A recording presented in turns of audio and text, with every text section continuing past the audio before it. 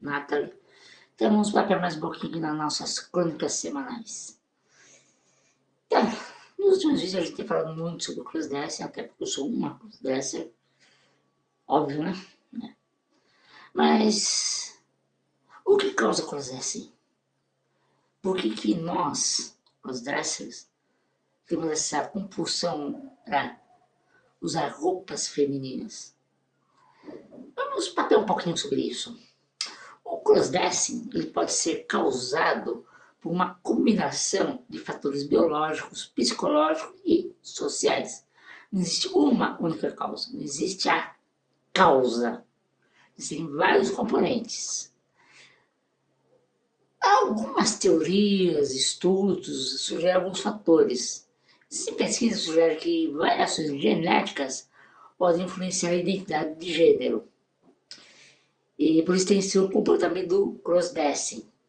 Gente que com hormônios sexuais, como estrogênio e testosterona, podem desempenhar um papel na determinação de preferência de gênero e na forma como essa expressão é passada, e comportamentos associados ao gênero oposto.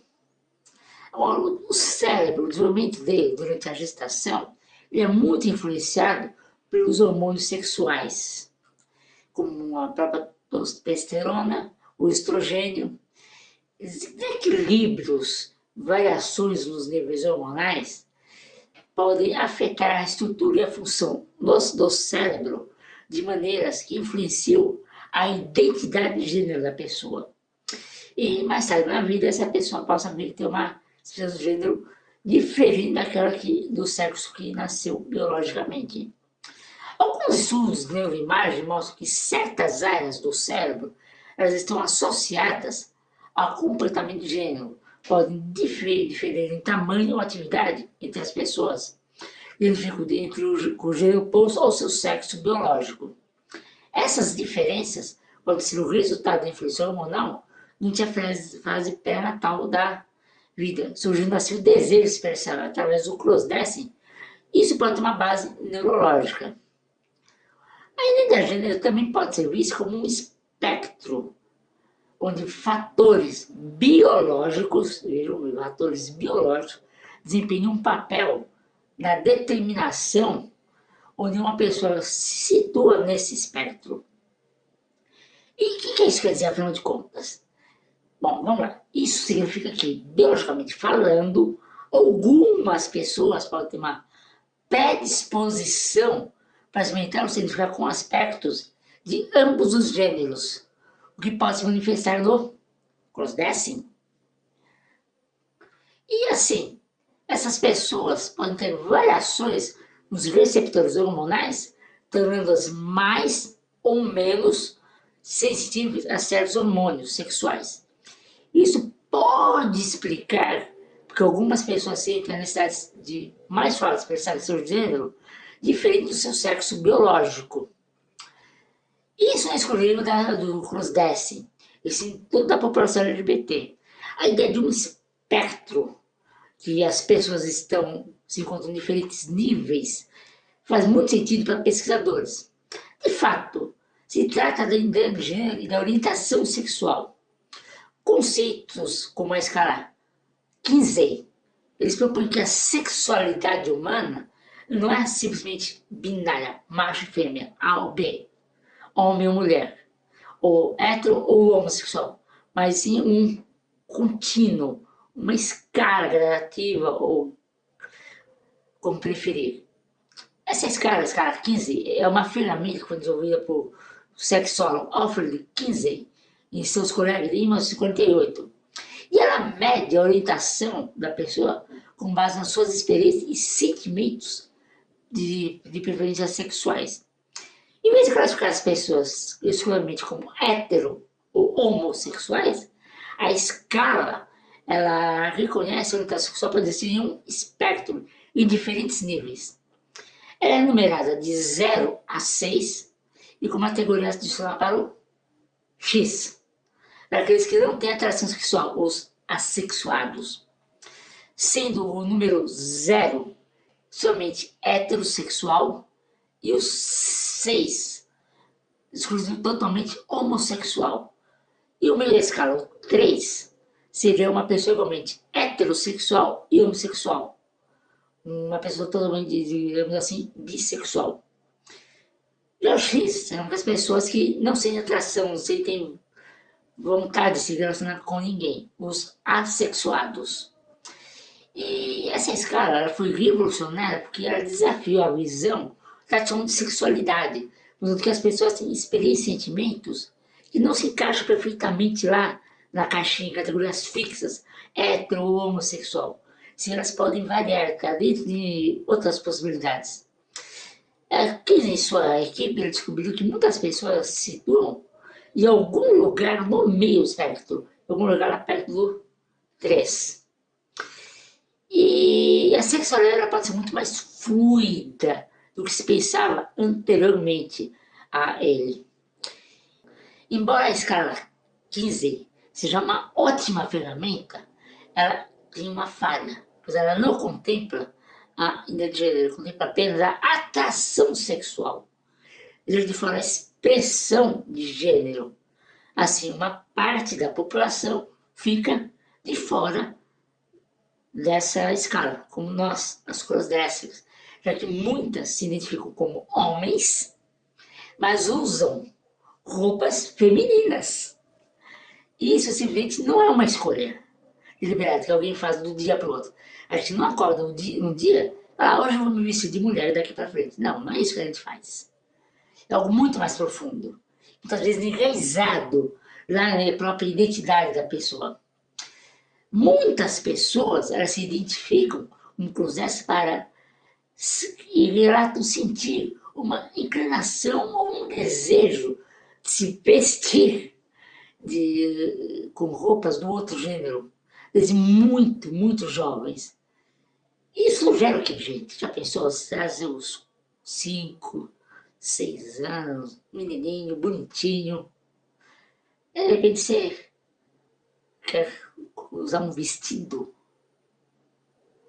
Por quê? Sexo não é. Relação sexual muito menos. Então, e é isso que faz, isso é algo intrínseco. Pois nessa idade, a criança não tem a menor ideia do que é sexo. Ela está descobrindo a sua identidade de gênero ainda. Isso reflete o quê? Que essa identidade da pessoa faz algo dentro dela, bem lá no fundo. E o crossdresser geralmente se desenvolve ao longo da vida.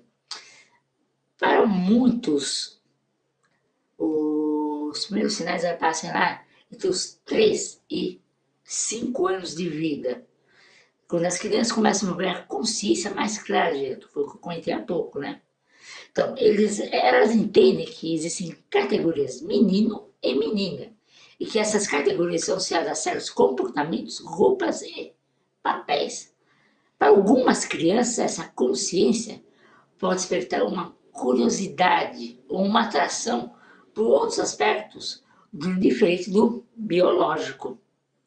Para algumas, o uso de roupas associadas ao gênero oposto pode proporcionar um conforto, um prazer que se torna muito, mas muito significativo para elas.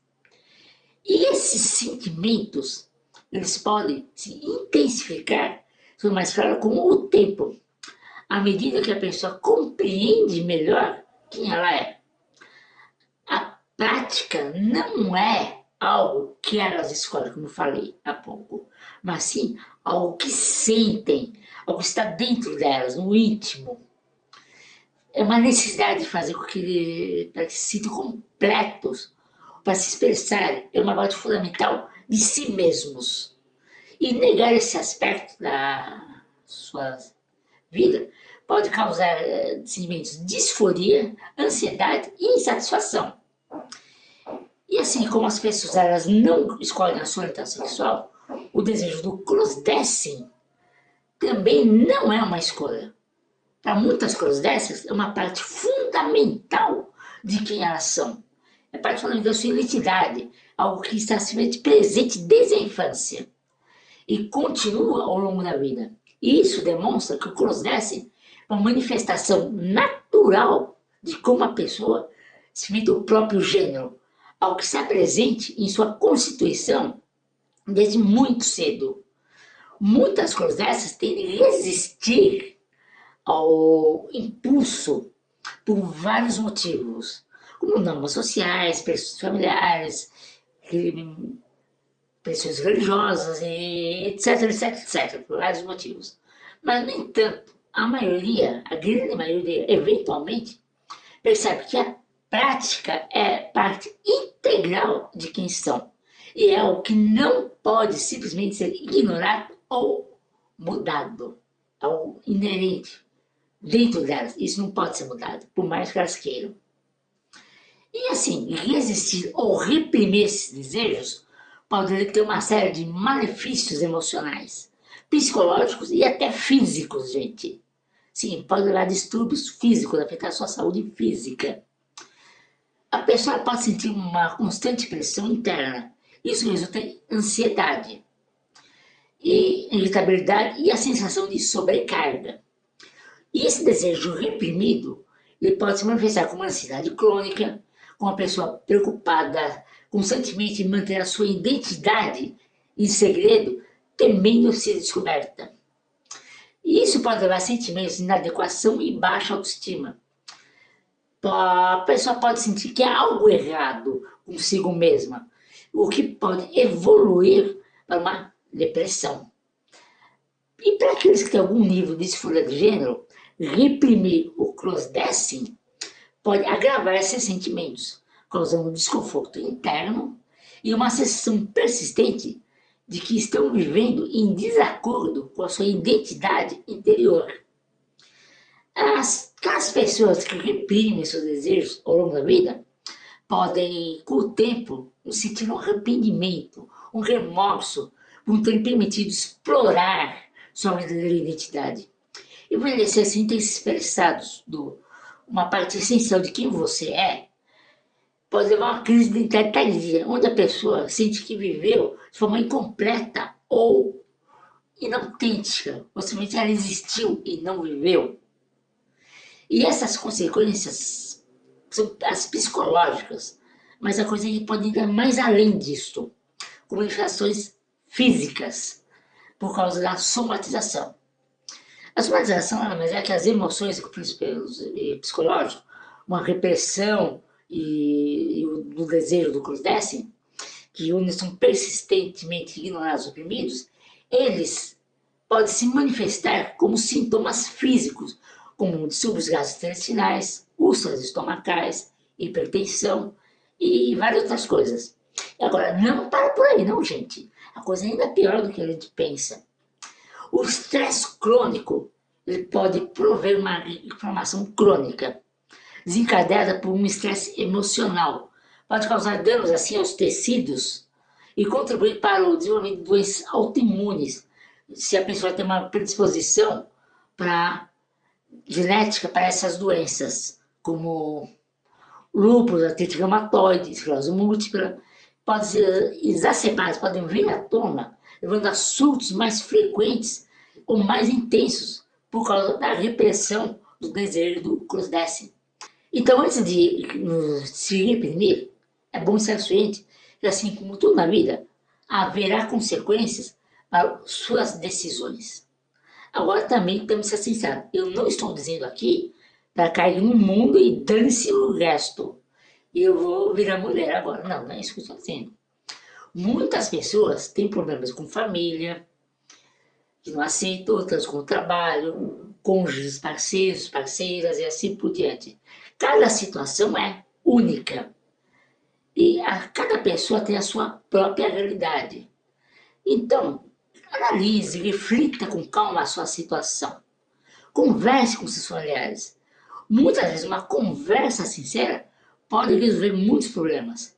E acima de tudo, sempre procure a ajuda de um profissional, um médico se for o caso, ou um psicólogo. Nada, mas nada substitui um bom profissional.